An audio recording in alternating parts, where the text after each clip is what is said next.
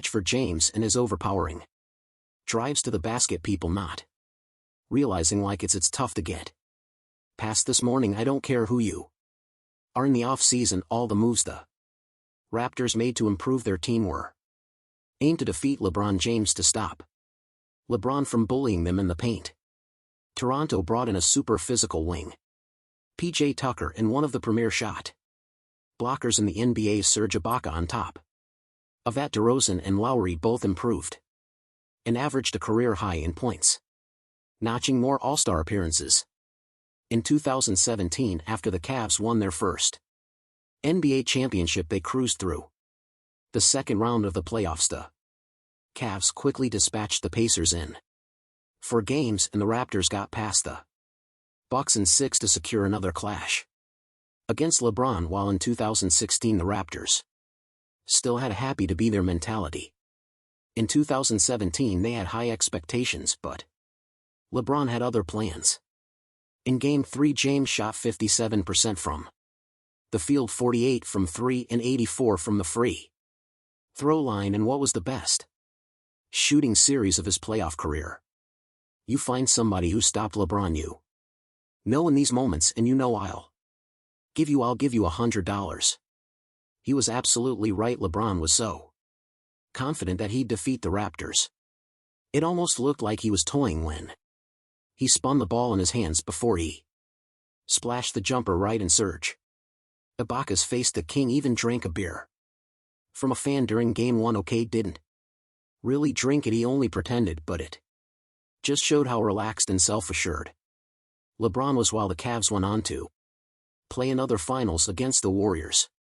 The Raptors had only one thought in mind: how to improve their team and how to finally defeat LeBron. In 2018, Pascal Siaka, OG Anunoby, and Fred VanVleet all became important parts of the rotation, and the Raptors suddenly had the deepest team in franchise history. This showed in the win column as Toronto won a franchise record 59 games and finished first in the Eastern Conference. The Cavaliers, on the other hand, were a mess.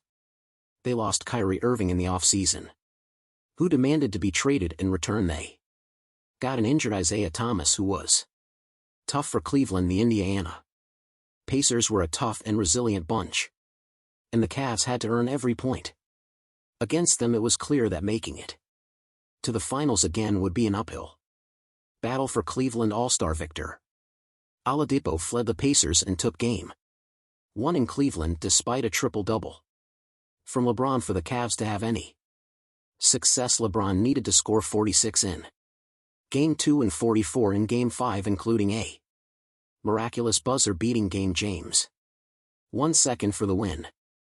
LeBron James delivers, and talk to me.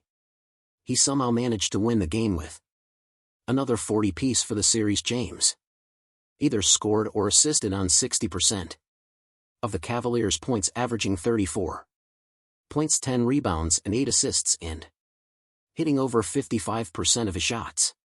North of the border, the Raptors finished their first-round series in 6 games with much less drama than they met the Cavs in the second round. Toronto's players were better rested, had more experience than ever, had a deeper team, and for the first time a home court advantage. We the North. This is the year. This is a different Raptors team. They're going to win this series. They got the best bench in the NBA. Well, that's going to come into play. They're going to have 3 or 4 bodies that they can throw at LeBron. Toronto was as confident as ever that they could get past LeBron. Lead in the fourth quarter. Toronto never trailed once for 48 minutes, but LeBron's clutch turnaround jumper in the last minute tied the score and sent the game to overtime. In the OT, the Raptors seemed to do everything in their power to lose the game. They kept missing point-blank open shots. The Cavs escaped with a victory. Game 2 was close at the half, but quickly turned into a blow-up. LeBron dominated in a 128-110 victory, finishing with 43 points and 14 assists before the fourth quarter. The Raptors announcer joked and said, "We'll be back to LeBron Toronto for the fourth quarter after this soon enough." The term Lebronto was trending, so the Raptors were once again losing 2-0 this time. He had to overcome the deficit in Cleveland Game 3. They almost succeeded too with 8 seconds to go. The game was tied and the Cavs had the ball. LeBron dribbled the ball full court and then took a wild floater off one leg.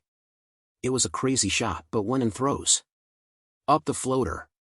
Good night, Cleveland.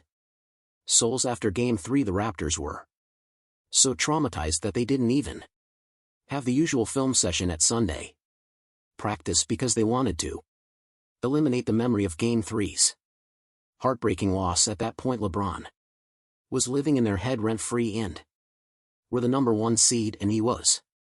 Without Kyrie, he still swept up, but the whole series LeBron played at his own tempo and controlled the pace of the game masterfully. Most of the time he just walked the ball post up somebody smaller and then cut Toronto's defense like a surgeon. James averaged 34 points, 8 rebounds and 11 assists for the series on 55 shooting. Do you hear this, Raptors? Somebody changed LeBron's Wikipedia page to say that he's the mayor of Toronto, and a whole bunch of Lebronto memes mocked the Raptors for weeks. It may have been disrespectful. It was funny because it was true. Se incrível no canal ativo o sininho, comente o que achu, abraco 80 proximo video.